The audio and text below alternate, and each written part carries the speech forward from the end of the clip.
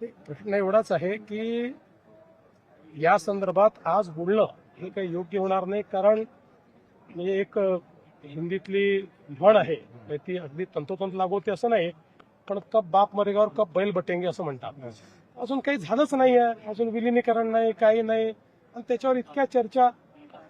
आता 2 महानगरपालिकेत ते सोबत लढतायत आणि 27 महानगरपालिकांमध्ये एकमेकाच्या विरोधात लढतात.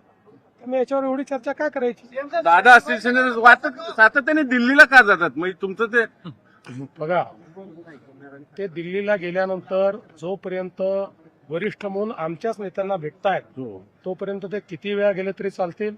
त्यांना गरज असली तर विमान देखील मी उपलब्ध करून देईल, तिकीटही काढून देईल. म्हणजे तसं ते माझ्यापेक्षा सक्षम आहेत, पण गरज पडली तर तेही काढून देईन मी. जोपर्यंत आमच्याच वरिष्ठांना भेटतात तोपर्यंत मी आनंदी आहे.